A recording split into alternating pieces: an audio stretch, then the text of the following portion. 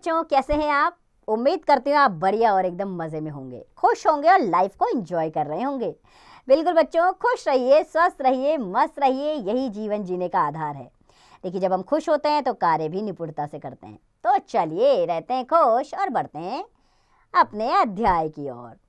तो हम पढ़ने वाले हैं अपना अध्याय जिसका नाम है मैं हूँ ढोलक। यह एक आत्मकथा है बच्चों। आत्मकथा क्या होती है? जो अपने बारे में कही गई कथा होती है। तो अपने बारे में सबको बताना अच्छा लगता है। यहाँ ढोलक अपना परिचय हमें दे रही है, तो आइए हम भी उसके परिचय के साथ बंध जाते हैं। तो मैं हूँ ढोलक। ढोल मेरा भाई है। मेरा काम है खुशी बिखेरना, यानी कि चारों तरफ खुशियाँ फैलाना, यही मेरा काम है।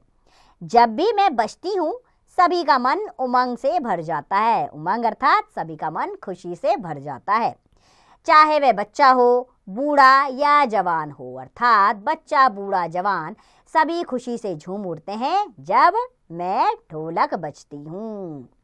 चारों ओर ता धिन तिनक धिन ता के स्वर बिखर जाते हैं और सबका मन करता है कि वह नाचे गाएं। जिन्हें नाचना नहीं भी आता वह भी मेरे बजने पर उछलने कूदने लगते हैं। मुझे बजाना एक कला है। यदि लगन हो तो सहज ही कोई भी ढोलक बजा सकता है। यानी कि अगर किसी की दिलचस्पी हो तो वो आसानी से ढोलक बजाना सीख सकता है। शादी ब्याह का अवसर हो या जन्मदिन का अथवा किसी अन्य खुशी का, मेरी उपस्थिति वहाँ अनिवार्य हो जाती है। यानी कि हर तरह के अवसर हों, चाहे शादी ब्याह हो, जन्मदिन हो या और कोई भी खुशी का अवसर हो, हर जगह ढोलक ज़रूर बजती है। मेरे आने पर ही वहाँ खुशी का माहौल बनता है। रह जाते लोग भी मेरी आवाज़ सुनकर खुशी महसूस करते हैं। यानी कि जहाँ भी ढोलक बजती है लोग समझ जाते हैं यहाँ कोई शुभ कार्य हो रहा है।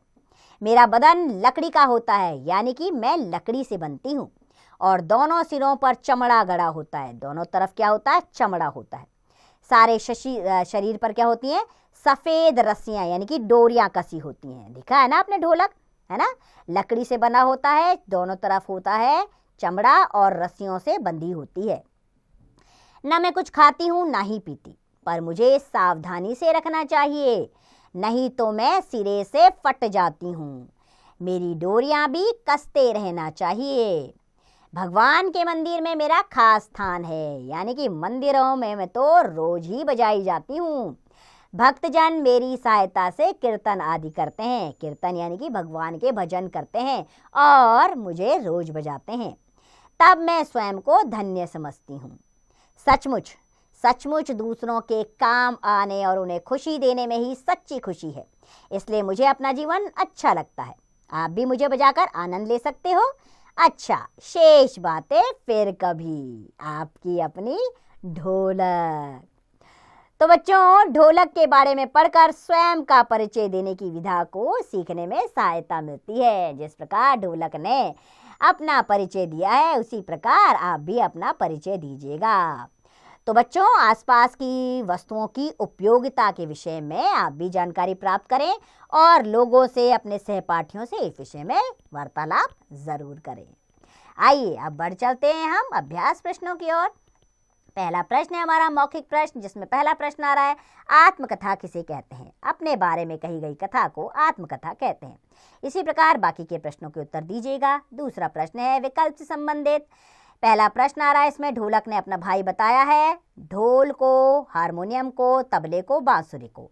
तो पहला विकल्प सही है, ढोल को। इसी प्रकार बाकी के प्रश्नों के उत्तर स्वयं दीजिएगा। तीसरा प्रश्न, सही गलत का निशान लगाना है वाक्यों में। पहला प्रश्न आ रहा है, ढोलक सबको धन देती है। तो गलत, सबको धन नहीं देती, वो खुशी देती है। इसी प्रकार बाकी के वाक्यों में सही गलत आप लगाएंगे स्वयं। चौथा प्रश्न रिक्त स्थान का आ रहा है हमारे सामने, ढोलक बजाना एक डैश है। ढोलक बजाना एक कला है। इसी प्रकार बाकी के रिक्त स्थान स्वयं पूर्ण कीजिएगा। पांचवा प्रश्न आ जाता है, निम्नलिखित प्रश्नों के उत्तर लिखित रूप में देना है। पहला प्रश्न, ढोलक के बजने का क्या प्रभाव होता है? ढोलक के बजने से चारों तरफ खुशहाली छा जाती है और लोग मस्ती में नाचने गाने लगते हैं।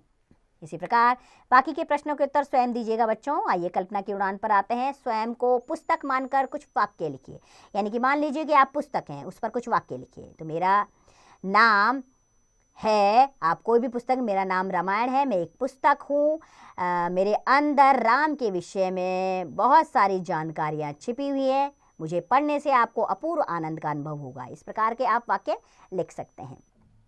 आइए भाषा के बारे में चलते हैं। पहला प्रश्न आ रहा है, यानी कि व्याकरण से संबंधित प्रश्न है ये। इसमें पहला प्रश्न है, रॉ के विभिन्न रूपों के प्रयोग करते हुए शब्द लिखिए। जैसे रस्सियाँ, रस्सियाँ, इसमें रॉ का प्रयोग रखना है। जैसे कि रूप, रंग, इसमें रॉ वर्ण आया हुआ है। इसी प्रकार रॉ ऊपर मात्रा के रूप में आना चाहिए, जैसे कीर्तन। ऐसे ही आप रूप में नहीं आता, जैसे कि परिवर्तन, परिवर्तन में ऊपर रॉ आता है। ऐसी पदेन के रूप में आना चाहिए, यानी कि नीचे रॉ आना चाहिए, जैसे कि प्रसाद। इसी प्रकार और किस में लिख सकते हैं आप, प्रसाद में आपका प्रो आता है। ऐसे ही क्रम, क्रम में आपका रॉ आता है पदेन के रूप में। बाकी के शब्द आप स्वयं लिखेंगे। दूसरा प्रश्न आ रहा है, सुमेल कीजिए। ढोलक, ढोलक बजाना। इसी प्रकार बाकी सुमेल आप करेंगे। शब्दों के जिन रूपों से किसी काम का करना या होना पाया जाए उसे क्रिया कहते हैं। ऊपर दिए ख कॉलम में सभी शब्द क्रियाएं हैं। तीसरा प्रश्न समझ कर लिखना है, जैसे चमड़ा का चमड़े, ऐसे चमचा का चमचे। बाकी के शब्द स्वयं लिखेंगे आप। चौथा प्रश्न है, दिए गए शब्दों के विलोम शब्द लिखिए। बूढ़ा का बुढ़िया। इसी प्रकार बाकी के विलोम शब्द स्वयं लिखिएगा। पांचवा, वर्णों को क्रम में लिखकर शब्द बनाइए, जैसे कि ल क ड, तो क्या बनेगा, ढोलक। इसी प्रकार बाकी के शब्द आप स्वयं बनाएंगे।